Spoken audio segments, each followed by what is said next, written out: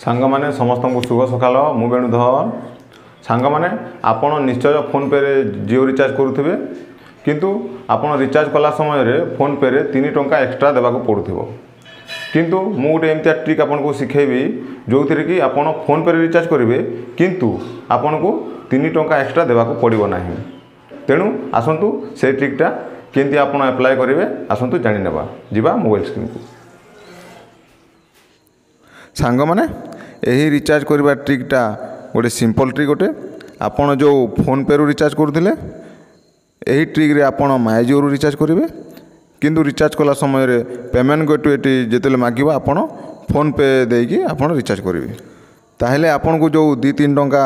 Extra देबा को पड़े एथिरे सेटा देबा को चार्जेस पड़िबो नाही।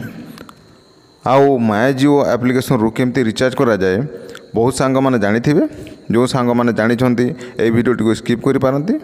किंतु जो सांग माने जानि नाहंती ए वीडियोटी को संपूर्ण भाव रे देखंतु आपण माने मध्य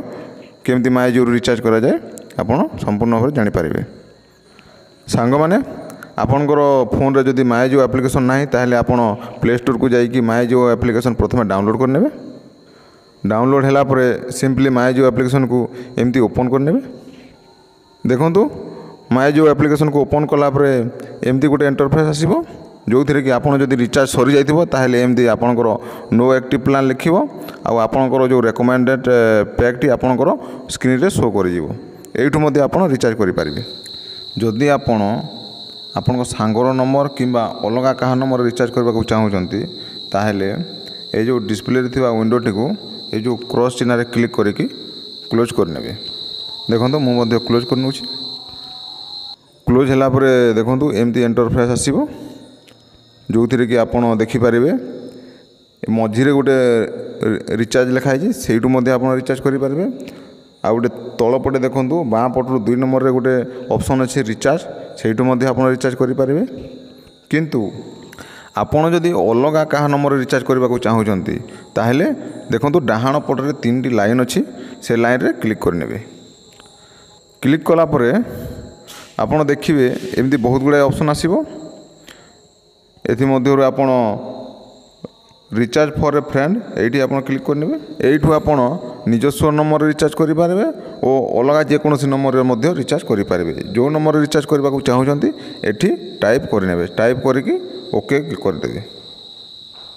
देखंतु ओके कला परे गोटे एंदी इंटरफेस आसीबो जोटा कि आपण को पॉपुलर प्लान जाको सब बाहरी आसीबो आपण ए भितर जो पैकटी रिचार्ज करबा को चाहूचंती रिचार्ज करि पारिबे। सांग माने जदि आपणकर मनपसंद प्लान टी एही पॉपुलर प्लान किंबा रेकमेंडेड प्लान रे नाही ताहेले आपण कोन करिवे आपण स्क्रॉल करिके तळकु टिके पळे आसीबे तळकु आसिला परे देखिबे पर डे डाटा पैक हिसाब रे आसी जिवो देखिबे आपण जदि पर डे 2.5 GB आपण को दरकार ताहेले आपण जो डाहाण पटे प्लस चिन्ह अछि सेठी आपण क्लिक करके आपण प्लान चूज करि पारिबे जदि आपण 2 GB दरकार ताहेले 2 GB पय डाहाण पटे प्लस चिन्ह रे क्लिक करके आपण डाटा पैक चूज करि पारिबे किंतु मु पर डे 2 GB पय डाटा रिचार्ज करे सेटा ए पॉपुलर प्लान रे मध्ये अछि आसंतु मु सेडू रिचार्ज करने देखंतु मु रिचार्ज करे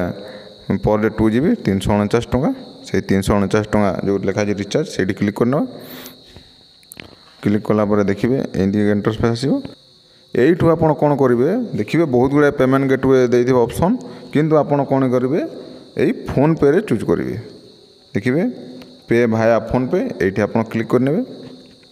क्लिक कला पर टिके वेट करिवे देखिए आपण को कोन करिवो एई माय जो ऐप टी आपण को ऑटोमेटिक फोन पे ऐप को नै जीवो फोन पे ऐप रे आपण को पळे आसला परे देखिबे पे रे क्लिक करनेबे क्लिक कला परे आपण को ट्रांजैक्शन पाए पिन मागिबो आपण ट्रांजैक्शन करबा पाए जो पिन सेट करछन्ती से पिन टी दे देबे पिन टी देकी डन कला परे